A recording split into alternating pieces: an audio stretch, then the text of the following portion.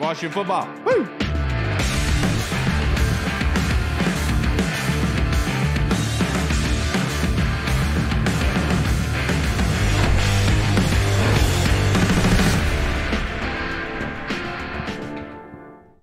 Hello, everybody, and welcome to the Burgundy Zone. I am your host, Kyle, and I'm joined by my two co-hosts, Michael Hall and Michael Reed. The Burgundy Zone is a part of the Frederick Podcast Network. You can find out more by going to www.listenfrederick.com. We are rejoined by all-star speedster himself, Mr. Anthony Armstrong, former Washington wide receiver. How are you doing on this fantastic cold Thursday evening, sir? I'm doing all right, man. The weather it's cold in Texas, but it warms up in the middle of the day, so you kind of have to wear your winter gear in the morning, and then you get to delayer as it goes along. But I'm enjoying the wind.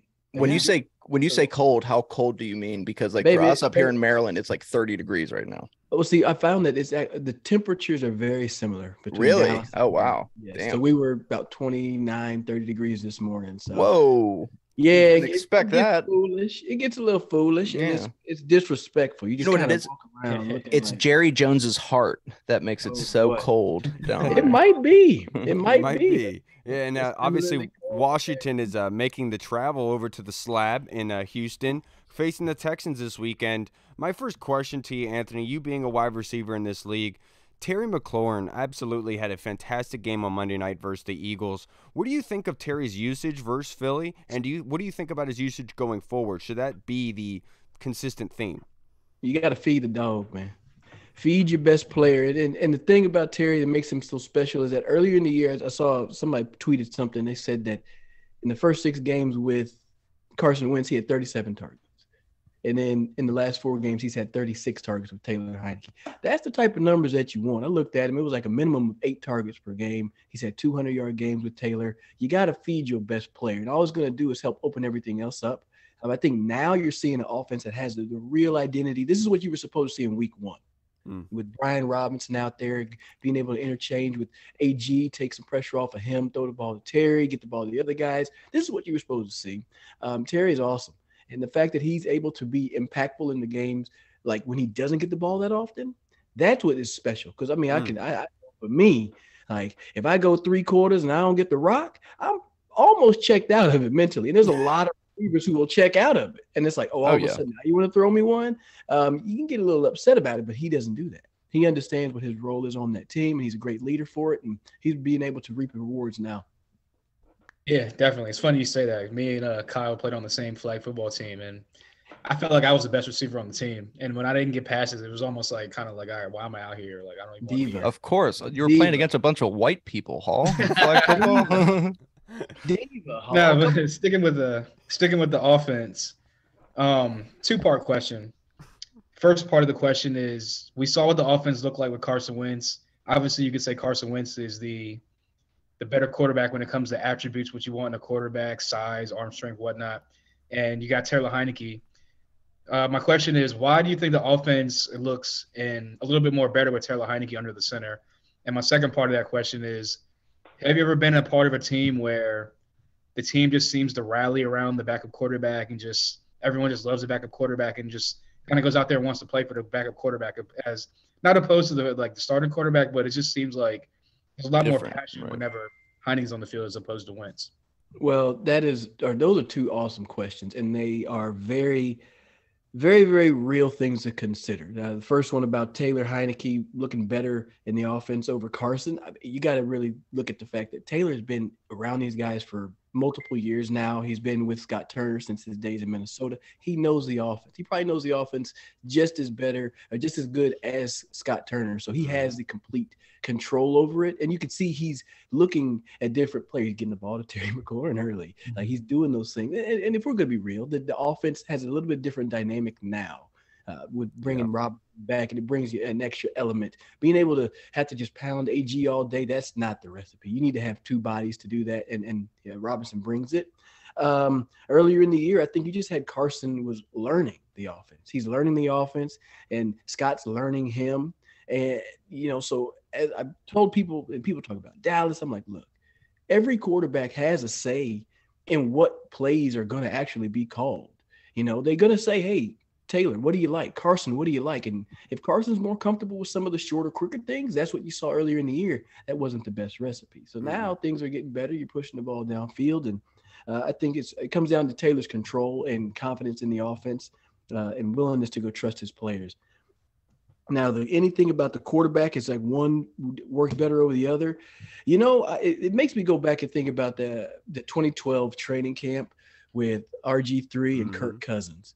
Robert would do some absolutely amazing things, and you'd be like, how in the hell are you able to do this? Roll to your left with a flick of the wrist, throw it 70 yards downfield. That's amazing. But as a receiver, Kirk would run the offense as it was supposed to be ran. If you got to follow me here, if it's supposed to go 1, 2, and 3, it's going to go 1, 2, and 3 with Kirk, and then he'll check it down. Nothing too exciting. But Robert, he was going to be a little bit – he might have held on one receiver a little bit longer before he moved over. So it just ends up being the flow with the offense. Nothing against Robert, nothing against him at all. But sometimes the offense just it flows better. And you can tell the way this team reacts. You heard Terry just go on and on for about 90 seconds talking to Scott Van Pelt about Taylor Heineke. Mm-hmm. You can't switch off after you have your captain go on and on like that about your guy. Right. And funny enough, I mean, RG3 actually brought up a good point about that. He said almost exactly what you said. He said that there's some trait that really can't be measured, but some guys just have it. And this team, Taylor Heineke has it, and this team really rallies around him and likes to play for him for whatever reason. He's not more talented than Wentz, but it is what it is right now. Yeah. So I thought that was the first time I've ever agreed with RG3. So I'll tell you, the thing about the talent is I feel like on the outside and in the media, it's just too easy to – and hell, the league had to break it. I mean, I don't even know the numbers now, but how many quarterbacks are about 6'1" and under in this league? Right. A whole lot. Yeah. Right. It used to be just that's a new thing. Yep. And it used to be Russell Wilson, and those two guys were it. Everybody else, you got to be 6'3" and up. Right. You don't got to do that anymore. You know, the key now is good quarterback play. I wish I could find all the podcasts and episodes I said it. I said, guys, quit worrying about who's behind center. Worry about how they play behind center. You know what I'm saying? Mm-hmm. His play in itself, we know he doesn't have the biggest arm. I don't care about that. I need anticipation. I need good decisions. I need you to take care of the football. And 3 of the plays that he made in that game where they were ugly, they were smart as hell. Like that bad snap, throw it away. Mm-hmm. Smart play. Most quarterbacks are going to just dive on that. It'll be 3rd and 23. You run a little draw play, you punt it. No, this dude got the ball away and was able to help that drive sustain. Yeah. So, there's a moxie. You just got to feel it in something that you feel in the building, something you see on the field, and Taylor has it. Right. Shane Falco, man. Yeah, you would think he would have went out there and passed for 500 yards and 4 touchdowns with the way that they were treating him and not have a 66 rating. But, hey, good for him, man. They got the win. But as a former wide receiver, I mean, Jahan Dotson, we know he came back last week against the Eagles, only had 1 catch, I'm pretty sure. But what is it like because he was supposed to come back a lot earlier, we had always heard. What is it like when you're a wide receiver and you get a hamstring injury and it just keeps nagging you like that? Hamstrings are the worst. Soft tissue injuries are the worst. I mean, people, you look at like high ankle sprains and like soft tissue injuries. Those things linger. We get into the science of it. You got muscles, you got fascia that runs on the top and kind of runs in through. A lot of times I learned this from one doctor that if you pull the hamstring, you can also tear that fascia. So when you try to come back, you still feel a pull, you still feel a twinge. It may be fascia, not a muscle. So time is very important. You got to just give yourself a chance to come back. If you get the right doctors, they can kind of speed the process. But it's just one of those things that I got a Ferrari. And if I got a nail in the tire, I don't need to put it on the road. If I need to get the tires rotated, don't put it on the road. Don't drive it in an unsafe situation. And with Jahan, if you put him out there too early, he could pull the hamstring and then be done for the year. So time and patience is a importance. And if I could tell anything, call Santana Moss and find out who he uses for all his people, and that'll put you in the right direction. My man. Yeah, give up a call to Santana. I'm sure he'll be willing to help. My next question for you, looking ahead to Houston, Davis Mills right now is 18th in passing yards with 1,975, 11 touchdowns and 9 interceptions. What have you seen from Davis Mills so far, Anthony? What does he bring to an offense? Like, how can Washington attack him to be able to make them one-dimensional? I think the big thing when you're going against Davis is stop Dameon Pierce. You got to stop the running game. You want Davis Mills to have to throw the ball. I mean, he's got, you said 18th or 1,900 yards or something like that, right there in the middle of the passing yards in the league. But most of that's coming from behind. They're coming from behind and trying to put up some yards and make some things happen. So he's been surprising. Definitely outperformed what anybody was expecting. I think it's helpful that he has Pep Hamilton at an offensive coordinator who's longest neck in the NFL too. It helps to be a literal giraffe when you get to see over that line. You can see over everybody. By the time how long it takes for him to swallow something, my goodness. Yeah, dude, his soup is cold by the time it reaches his stomach. Oh, my goodness, that's hilarious. I mean, it's all cooled down and digested by the time it hits your stomach. He's played well. I mean, he's not in the best situation. Let's call it what it is. I mean, no receivers outside of Cooks. Very few receiver help, and it's just a team that's young. And this is one of those ones where hopefully he doesn't get beat up too much, getting sacked. In this game, feel free to sack him 9-10 times. But for his career's sake, I would like to see him just continue to lead this team and move forward, because I think you have something. And you've seen how it is with Taylor, right? You have a guy that people can rally around. You can build pieces. You can put other pieces in to help uplift that team, but they don't need to start this week. Right. And being a former player, like coming off a big emotional win like that against your division rival, undefeated team, what would be your mindset going into a game against a team like Houston, who obviously bottom of the league, one win, probably should be a gimme win for this team, but what would be your mindset going into this game on Sunday? It should be a gimme win, but here's the thing. When you're in that locker room, there's no such thing. Right. There's no such thing as a gimme win. There's a reason why those guys on Houston are in the NFL.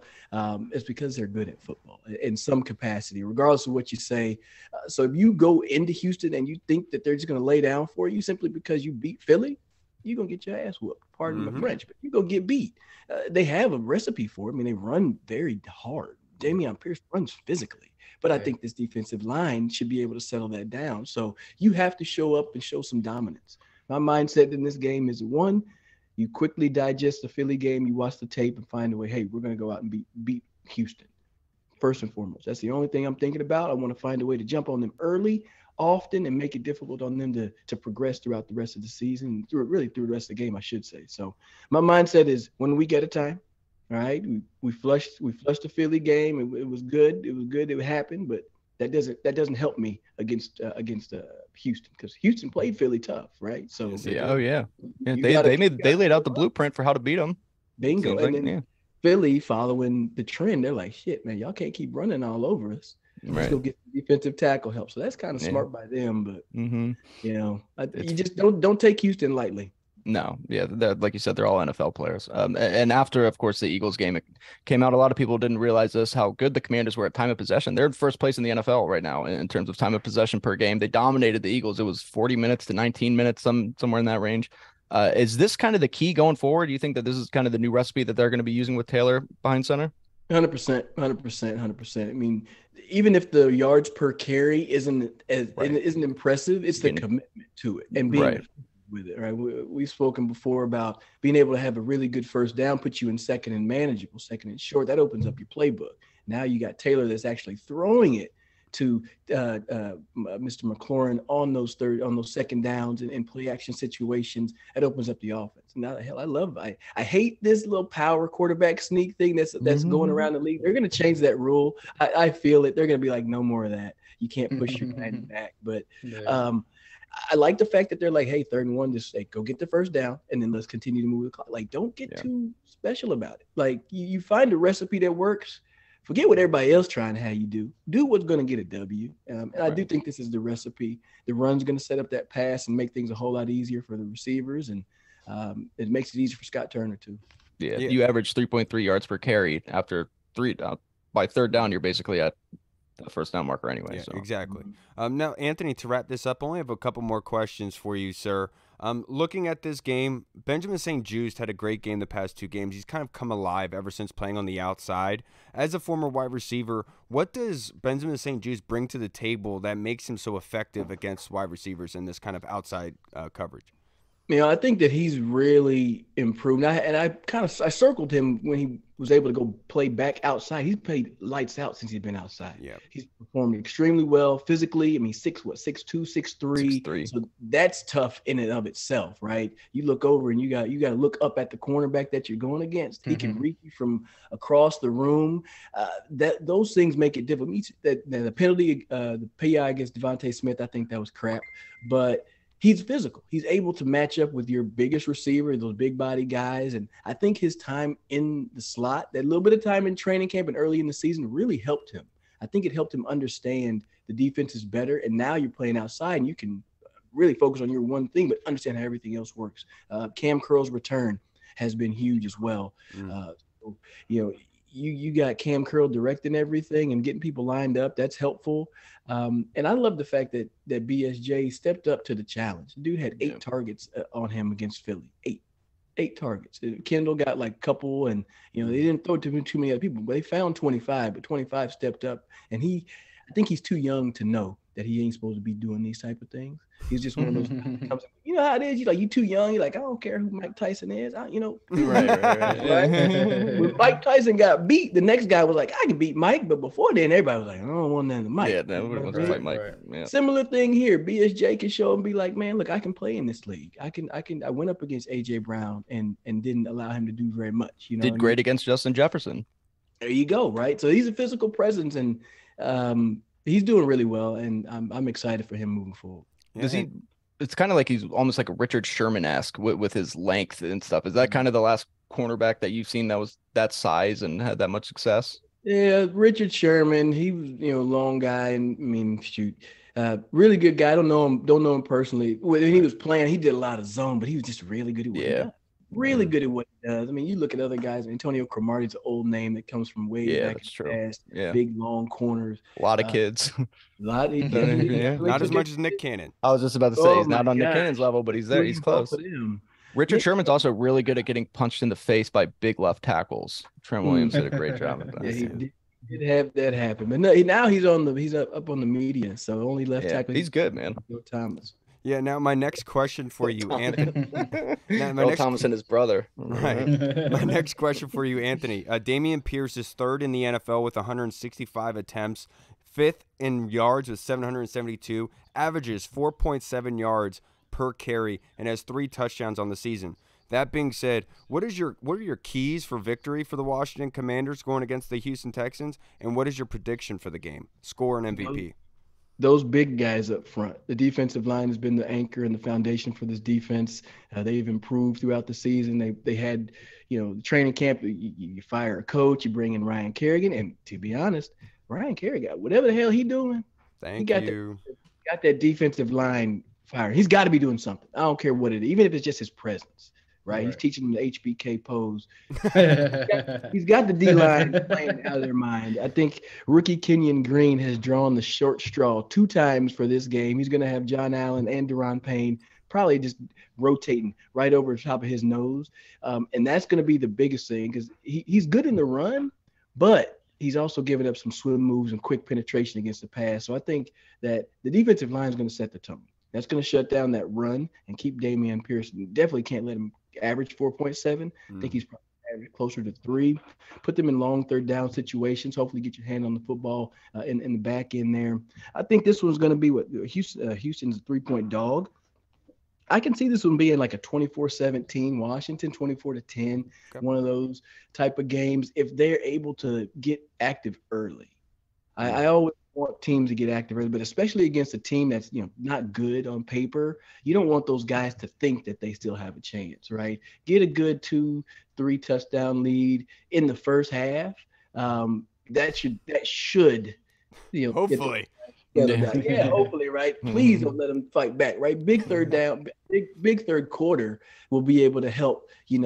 If the first half is good, you come out in the big 3rd quarter, then they're like, okay, all right, they're going to beat us. So teams tend to lay down at that point, but you really got to make sure you put it on these guys.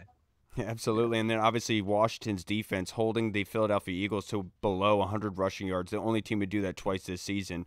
So I think it's going to be a tough task against Dameon Pierce, but I have confidence in our guys to be able to be successful in being able to stop him, make them one-dimensional. Last question, though. After these kind of couple wins that have happened, obviously they lost against the Vikings, but has your outlook of the team changed at all?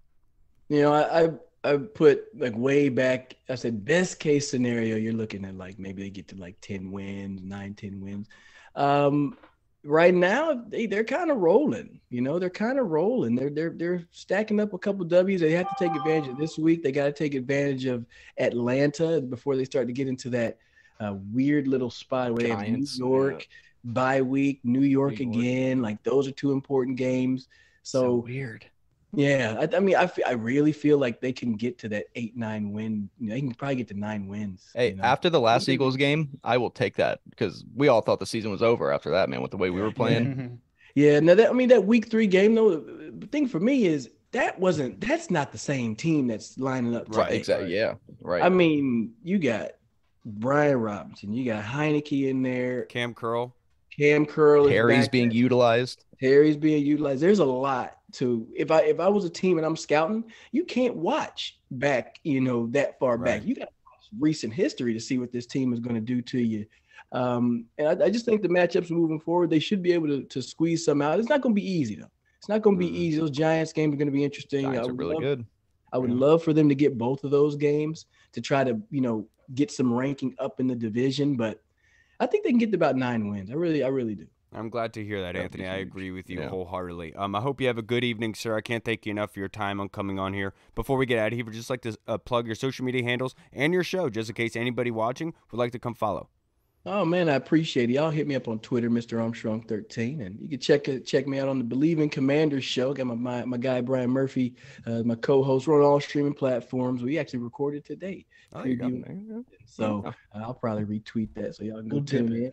Yeah, it's all good, man. It's been fun to do. It's been fun to cover the team. So y'all check us out, man, and we'd love to hear y'all's feedback and comment. Of course. Hell yeah. Have a good night, Mr. Always Armstrong. one of the best, Hopefully we get that dub this weekend, sir. Thank you. Yeah. Yes, sir. Y'all have a good Appreciate one. it, man. You too, All right, man. brother. We'll see you. All right, everybody. We just spoke with the man. I love talking to Anthony, man. He's so good. He just knows everything. He's such a cool dude. He jokes around and shit. I'm saying just such a laid back kind of just chill. Everything flows type of answer. I like that. And it fits too because when he was playing with the Skins, I mean, you just saw number 13 out there, and you're just like, Anthony's a cool ass dude. You can tell. And when he played the Cowboys and he would torch them, love that for him. Love that for him. Absolutely love that for him. Before we get into our fan questions, and we're joined by our next guest here, I wanted to kind of talk with you guys about the Taylor Heineke, Carson Wentz debacle. Kind of a big question right now everyone's bringing up because Carson has been cleared to practice and throw, but he's not actually practicing in full, if that makes sense. So we're still not sure if he's going to be able to be available this Sunday against the Houston Texans. But what is your outlook right now, Hall? I mean, are you looking at Carson to be able to start as soon as he's ready? I think it depends on what Taylor looks like against Houston this Sunday. I think he, like you say, he just got cleared to throw, so you would assume he's probably going to start practicing sometime next week. And depending on how he progresses throughout the week, depending on how Taylor looks on Sunday, I would assume they will probably give Taylor until the Atlanta game just because of the 3-1 stretch, the Eagles game, and how the team is kind of feeding off of him. I would think that would give him maybe a 2-game leash. But, I think that I think they'll go back to Carson only if Taylor comes out and lays eggs against Houston and Atlanta. But if he keeps the win streak up, or not the win streak, but if he keeps the winning up and the team morale up and the team keeps rolling, playing with him, I think that it'll be Taylor's job to lose for the rest of the season. Yep, I agree. I said it on Tuesday. Obviously Taylor has a blank check at the moment. This is his opportunity to showcase himself, without a doubt. Reed, what about you, sir? So when first of all, I mean, you don't switch quarterbacks when your team's rolling. I know that they lost against Minnesota, but just hearing the players talk about Taylor, like you can't justify switching right now. I'm sorry. Like I know that I could see maybe at some point, like if Ron and them's pride got in the way and they wanted to prove that they were right with the move, they would be right. You can't do wins are too important in the NFL. And it would be one thing if this was a Dak Prescott situation where Cooper Rush is playing. He's playing well. He's playing very good, but you got so much invested in Dak and he's your franchise quarterback that no matter what, when he comes back, this is your guy. But Carson is not that to the Commanders right now. So you got to roll with Taylor, man. If that's just winning you games is what you go with, and we're going to ride it until the wheels fall off, baby. Yeah, and I have said that I do believe that Carson deserves the opportunity to be able to go behind an offensive line that has continuity, because I do feel like he was given the short end of the stick. That being said, if Taylor takes this opportunity and makes the most of it, there's nothing you could really say because the kid's performing well. You don't want to take him out. He's Shane Falco, man. Remember that scene at the end? When Gene Hackman talks to the owner's like, "No, Martell's starting." And he's like, "You're a son of a bitch."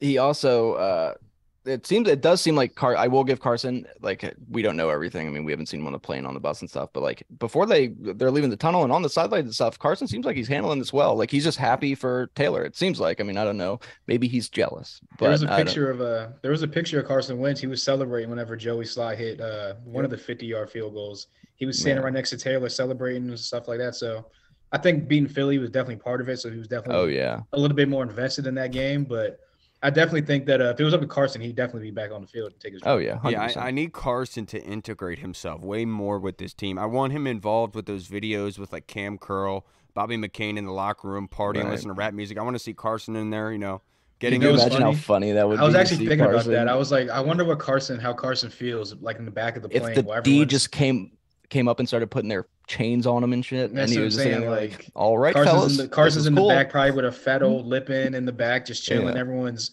gathered around Taylor putting chains on him, videotaping him.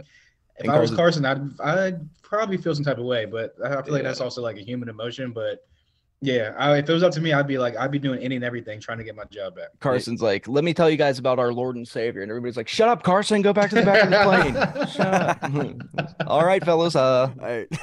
Before we are joined by your next guest, I want to get this fan question from the Colonel. Reed, I want to go to you first. It looks like this is from the Colonel. It looks like Scott Turner is finally opening up our arsenal on offense. With the great tight ends we have, can we expect to see them more in the second half of the season, or is it just going to be more ground and pound? I think that ideally you stick with what works, but at the same time, I mean, we saw how Cole Turner was during the minicamp. Cole Turner was all people were talking about for a while. Like, this guy is talented. He brings something that the team hasn't had. Not many teams in the NFL have a tight end at that size that can move like that and plays that type of role.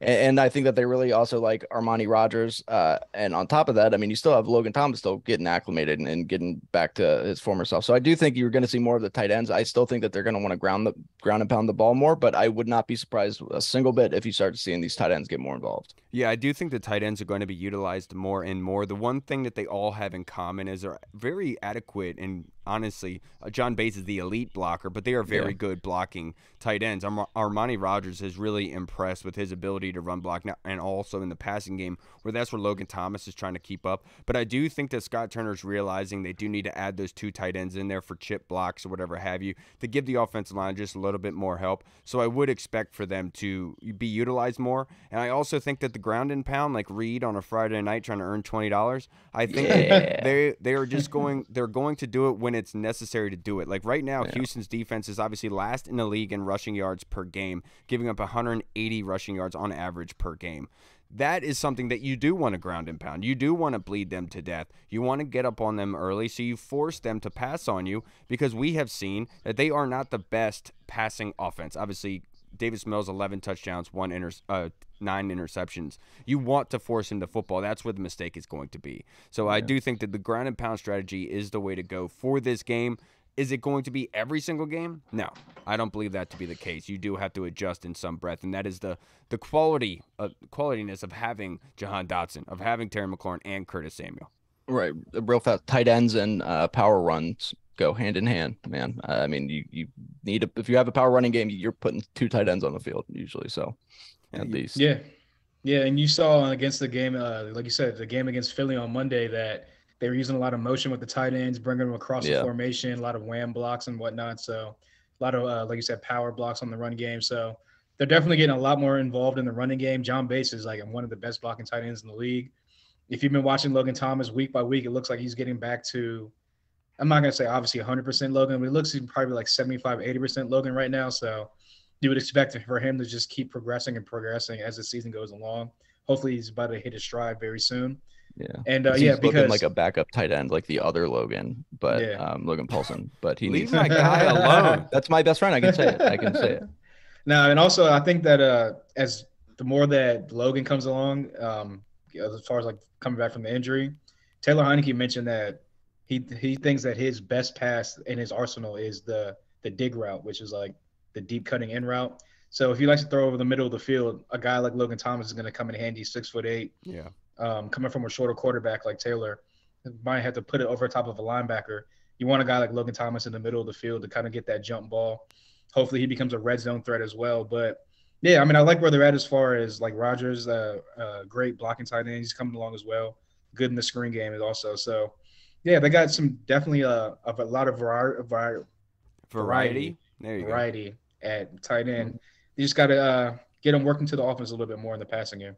Absolutely. Now, this next question is from our guy, Big Tony Shivers, who we love in the Discord chat server. His next question is, Reed, other than Pierce, who on the Texans offense does the defense need to account for?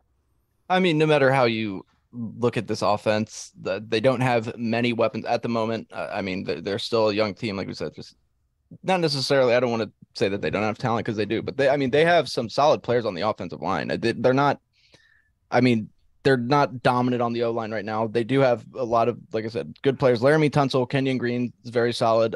So they got some guys, but can it compete with this defensive line? I don't know, but they're going to have to bank on something like that, because Davis Mills is going to have a long day. You know it's bad when you're like, who do you got to worry about on offense? And you start naming like O-line. Linemen. Yeah. Don't say I named two of them. Hey, don't sleep on the Texans, man. Don't sleep on the Texans. I like now we are joined by I used our to next sleep guest. with a Texan. That was weird. yeah, and his name was Randy. And now our next guest George. is Matt Valdovinos. What's up, brother? I appreciate you for taking some time out to talk some ball with us, man. How you doing? I'm doing well. How y'all doing today? I'm doing great, man. We're kind of highlighting pre-gaming for this game on Sunday in Houston, and we had a question from Big Tony Shivers. Other than Pierce, who on the Texans offense does the defense need to account for? Who do you think? Probably Nico Collins, to be honest, just upgraded to fully healthy. I think he's the dude in that offense. The one that people are just gonna that unit's gonna want to run things through, especially as we get into the second half of the year. Sorry, I'm a little blurry. I'm sure it'll clear up in a little bit. But with I think Nico Collins really has that kind of ability to just get behind the defense. Could give the passing offense some fits, and Washington's we kind of just do that. Best player on the team typically just has a pretty solid day. Wouldn't be surprised to see him have like 100 yards. I wouldn't be surprised to see the Texans have like 220 yards of offense and him have like 105 in the air. Right. Yeah, I agree you live with Eagles fans, don't you? I live with three. How did they take Monday night? They didn't take it very well. It was a great time in the household for me. Oh, I bet. The Tuesday was a good time, and it's not just like my roommates either. Like I'm here in the battle. In it. Yeah, it's very much anytime they can get, I needed this bad too, like real bad, especially that it's the second one in the year. So it's like a scoreboard. Like, you remember watching that game? Yeah. It's a good time, but very in Philly, do they sell the horse shit that they eat after they win at the store, or do they have to gather that themselves? I think you have to naturally go find it yourself. Okay, cool. So it's like mushrooms. Like, okay, cool. Yeah, absolutely. It's a hardworking process here. But what I will say here, Tony, looking at, I think Matt is right on par with Nico Collins. Obviously, just got called up from injury, but he's third on the team with 23 catches, has 354 yards on the year, which is second on their team, but only has one touchdown. The one thing you'll notice is that their touchdowns are very spread apart. The one other guy is Jordan Howard. OJ Howard is somebody also to take in consideration. I think has 2 touchdowns so far. So in the red zone, they kind of go all over. But the one name I will say is Rex Burkhead.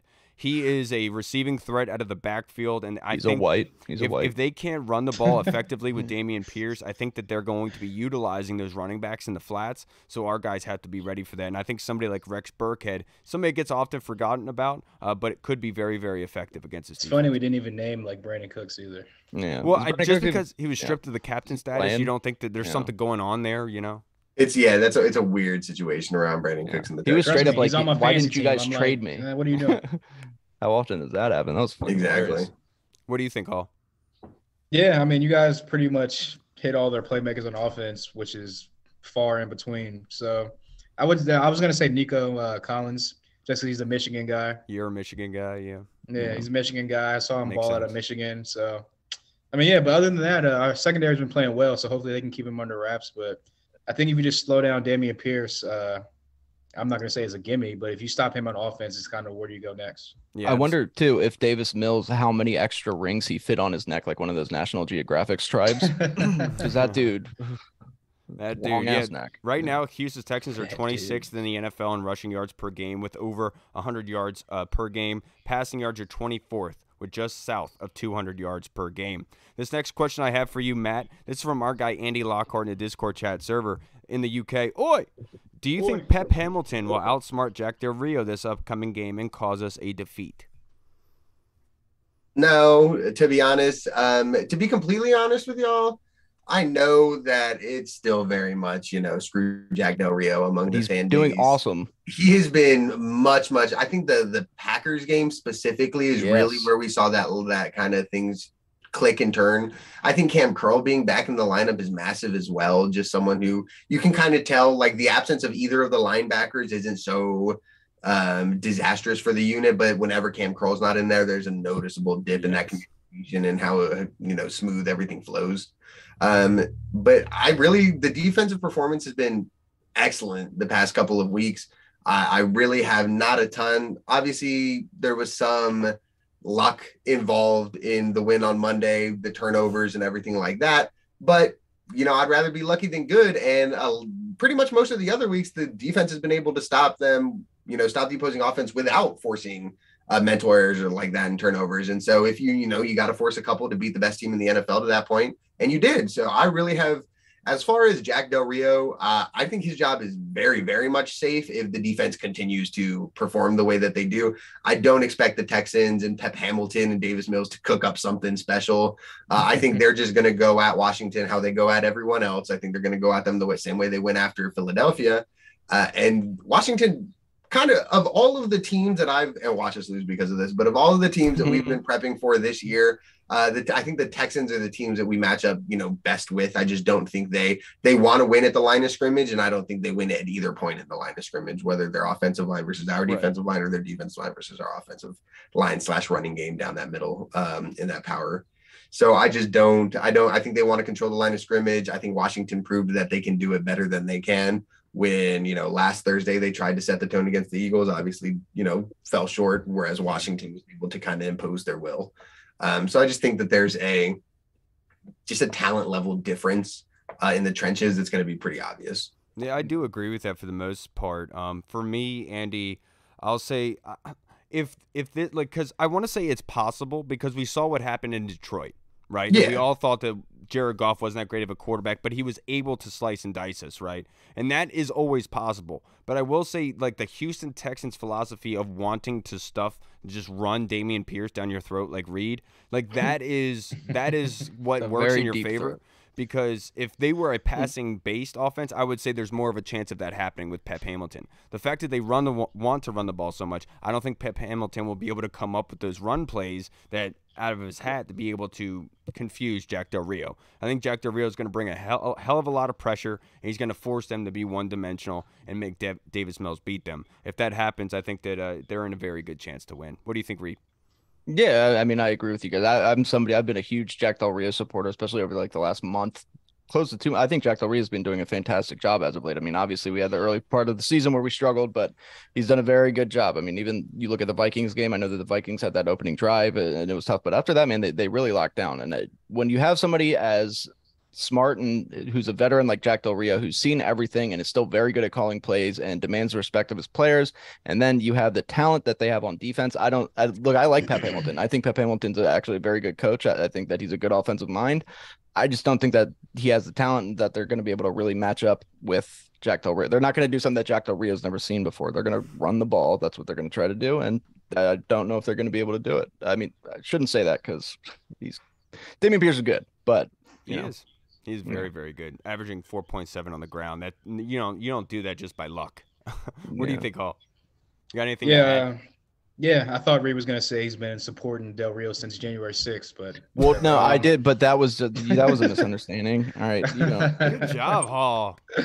Hey, I got once a month. I make a fun. As far as like the offense goes, I think if this was like the Texans of like 10 years ago with Arian Foster, Andre Johnson, Matt Schaub, like some talent on the offensive side of the ball.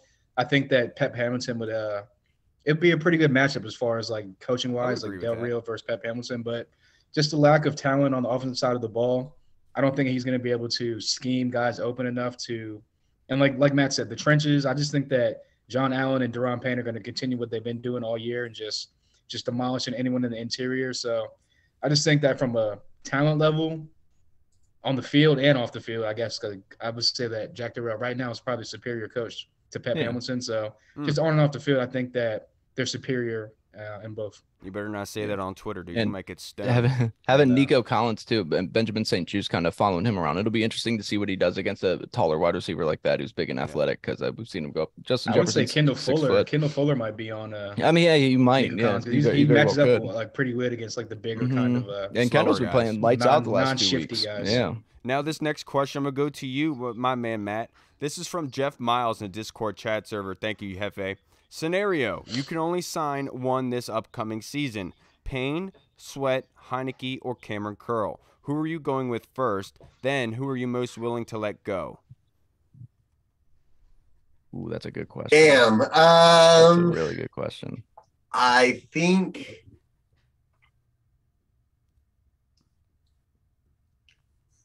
so. Damn, This is Jeff, really you got him at tough. loss for words. Yeah, that's you can make an argument for anybody. Well, and the problem is, like, my brain wants to go, okay, we'll break it down by position, Right.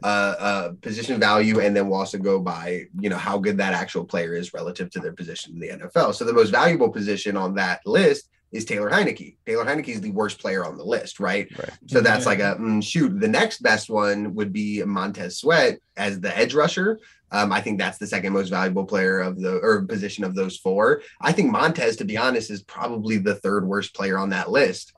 Just with the way Duran's been playing this year and the way Cam Kroll has just been and his value. Second rated safety in the NFL by PFF so far.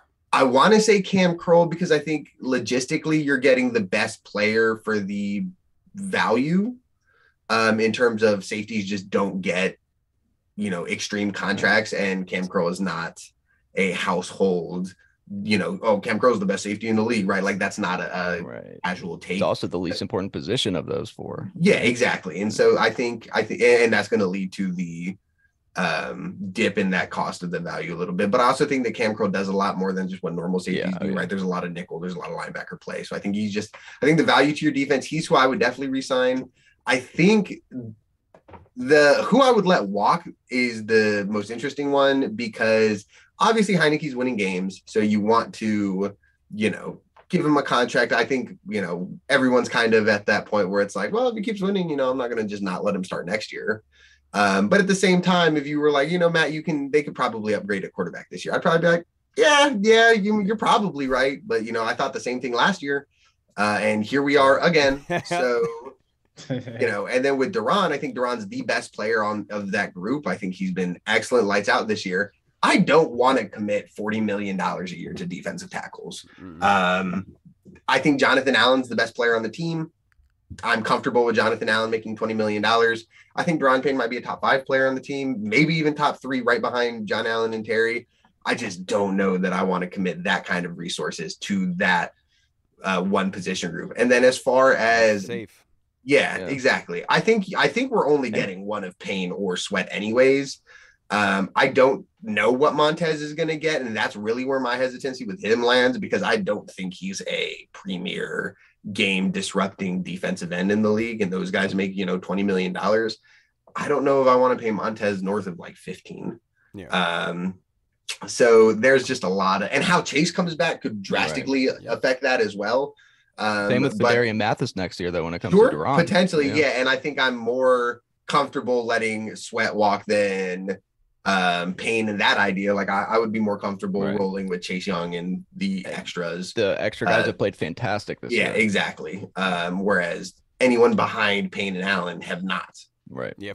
For me, it's Cameron Curl, dude, without a doubt. Yeah, I think he's definitely the one you sign. Yeah, but just because I thought you said it so perfectly earlier, Matt, about how he is so. Because when he came out of college, my nickname for him was the plug, because he could come up and plug rushing lanes. I thought it was because he was selling you drugs or something. That's what I thought you meant too. I was like, oh, for real? Throwing this guy under the bus like that. I was like, you knew him like that before he got drafted? That's We're friends with his dad. That was Ryan Vermillion. You guys got it mixed up. He's cool. He's a nice guy. Yeah, you're good. I'm sorry, that was messed up. That's not funny. Big pharma. But for me, it's Cameron Curl, because he does so much for these linebackers, for this defense, and the communication. Look at the difference when he came back. Yeah, his leadership coming back in here, being able to have the green dot, getting guys into position. Cameron Curl, I think, is the most important piece for this defense right now moving forward. If you took Cameron Curl off, I think a lot of things would start unfolding.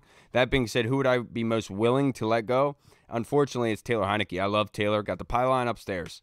But the fact is, if I had to choose of all those 4 guys between Payne, Sweat, Curl, or Heineke, the one I'm most willing to walk away from is Taylor, and that's unfortunate. He's just the worst. Yeah, and that's the fact of the matter. Like you said, it's weird because that is the most important, but that's the most important position in sports. Yeah. But at the same time, I have a feeling that even if Taylor's coming back next year, that they're still probably going to be trying to upgrade that position. They're going to, 100%. Exactly. What do you think, Al? Yeah, I'm pretty much same line of thinking as you. I would sign Cam Curl just because for all the reasons you guys talked about. Defense when he was out compared to the defense with him in there. What he does as far as position flex in the run game and the passing game as well. He's kind of like the quarterback of the defense pretty much. I know like Cole Holcomb's like the guy that calls all the plays, but I look at Cam as kind of like the guy that like holds everything together on the back end. The real guy. Yeah. I actually, if you'd have asked me 2 weeks ago, I would have just instantly been like, oh, get rid of Taylor. Like, that's not even a question. But just, I would say Deron Payne, you can't let him walk just because of how he's playing right now. Montez Sweat, it's definitely between Montez and Taylor. And like you guys all said, if you could say upgrade the quarterback position or upgrade from Montez Sweat, I'm going to pick upgrade the quarterback position. So I would have to let Taylor walk. I will also say Montez, I know that his sack numbers and stuff haven't been that good, but in terms of like quarterback hits and stuff, he's playing very good. He's number 2 in the NFL in quarterback hits. And so only behind Nick Bosa. So he is getting there. And I know sacks, a lot of sacks is a lot of luck. I think having Chase back will help because it's going to force the quarterback. Oh, I love sacks, dude. Sacks, just whatever it's made out of is my favorite part about it. No, but like sacks is a lot of luck. Like having Chase back is going to force the quarterback to move around in the pocket, and that's going to allow him to hopefully get a few sacks. But one thing about Deron Payne, John Ridgeway obviously is more of like the nose tackle mindset. He's played decent, right? But he's obviously a 5th round selection by the Cowboys. We stole him away. That's probably he's white, right? So that adds in there that extra piece of you're talking about that 5-man front, him taking the middle. Who's going to take over for Deron Payne? That's when you slide in for Darian Mathis. So if you're making an argument that Deron Payne would be the one walking, that's probably a good argument to make, in my personal opinion. Now, this next question that we have, Matt, this is from our guy Tim Towner in the Discord chat server. Give a grade for the 5 DBs: Fuller, St. Juste, McCain, Curl, and Forrest. As a unit or individually? As a unit. That's what I'm. I thought it was individually. As a unit, you want to do individually? I mean, we can do either or. It's not a big deal to me. Start with Fuller. Do individuals. I want to say with Fuller, I think he was a little slow coming out of the gate, but he's been so good lately. Yeah. So, but with what we expect, I'm going to give him just a flat B. St. Juste, I'm going to give a B+ because he did come in, grip the job, the outside corner job. I think he's done really well. I thought he played excellent against the Eagles, despite the the really dumb DPO. I just, whatever. But and Eagles fans, bro. All the number one thing I've been dealing with lately is blah blah blah. Yeah, like that doesn't happen to every team every week. Get over it. You guys haven't had injuries all season. How does that happen? Exactly. What are you guys juicing your players with? Your owner turned injuries off on franchise mode. That's not fair in real life. Jeffrey Lurie, scumbag. Piece of shit. But B+. Benjamin St. Juste, Derek Forrest, he's been killing it, just like relative to what we were expecting, not relative to each other. Derek Forrest, Cam Curl, both those dudes have been awesome. The best safety play Washington's had in years. Yeah. In a long time. And I mean, 2 and 3 according to PFF. DJ Swearinger had a really good year. The year that he got let go. But the totality of the safety play between those two, and even Bobby McCain, I'm gonna give like a C+2 maybe. I'm not a huge fan of Bobby McCain, but there have definitely been times. There have been times, and that's what he does. That's who he is. They have nobody to do that deep third, which they were trying to get Bobby McCain to do. We've been preaching that for years. They haven't had someone to do it for so long, just to be that overhang. They're trying to make it work. Sometimes Derek Forrest, if he gets his hips in the right spot and he turns early, sometimes Bobby McCain, but more often than not, we just get toasted. Like it's literally like having nobody out there. Yeah. And so, and I do think Bobby gets put in some really tough situations sometimes, just some things that he's not meant to do. But overall as a unit, I mean, A-, they've probably been the most impressive unit this season as far as just like what I was expecting them to do versus what they have actually given to us. And it wasn't even, close to, when we were looking at it, we were like, oh, okay, if this unit is going to be really good, it's because, William Jackson bouncing And it's because we're able to figure out that slot spot, and we are early in the year they were terrible. Really bad. It did not work out that way at all. Then you get rid of old toxic ass William. And go figure. And here we are. Yeah, absolutely. No, I will say this for us three. Let's just do a grade for all of them. I will say for Cam Curl in particular, I would give an A-. He gets an A+ once he gets that first interception of the season. I want to see him get that interception. So for A- altogether for me, though.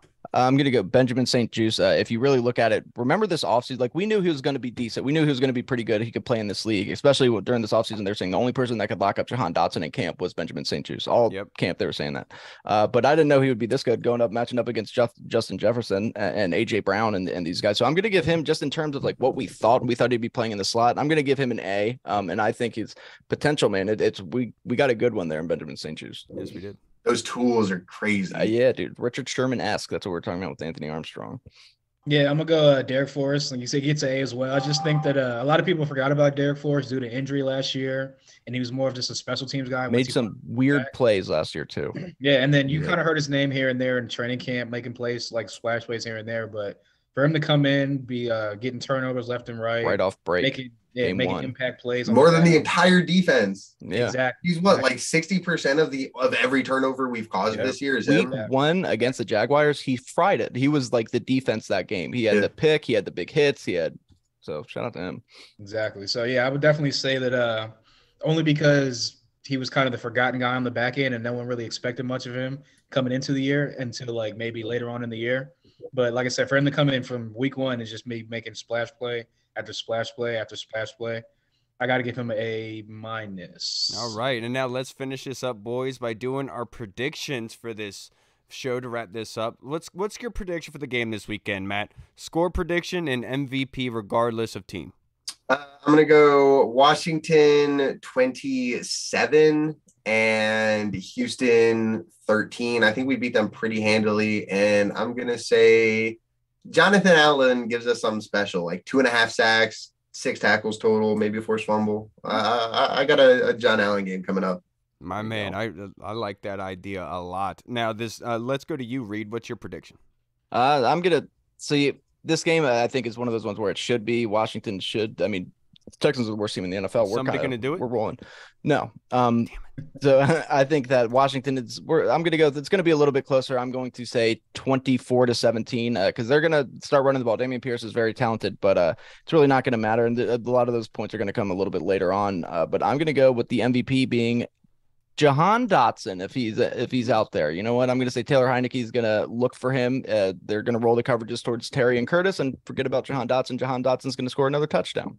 I need a fantasy, so I hope you're right. Yeah, me too. And now I forgot to say this, but the third question from Tim Towner in our Discord chat server is, will we have a three-peat of Mr. Hall's mic not cutting out for the third straight show? Inquiring minds want to know, and would that be some kind of record? Pretty sure the Russians. Yeah, no, the Russians did that. I'm going to get my prediction in now before it actually happens, so we might be on a little streak here. I'm going to go Washington. It's a close game early. They end up breaking away at the end. I'll go Washington 27, Texans 17.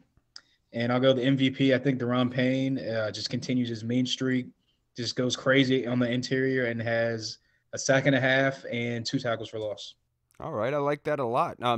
For me, the prediction for this show, I think red zone conversion rate and third down percentage is where the money's going to be made like usual, like I always do. So for shocker, right? But Houston is 31st. But you made your money out behind the dumpsters. Yeah, you don't steal my jokes. Yeah, you stole mine. You started doing the mic, getting it rammed down his throat. I know I did. I did steal it. Sinbad, tell another joke. Let's go. Yeah, we're like, sorry, Chris Boyd. Now, the red zone. You're stealing my shit.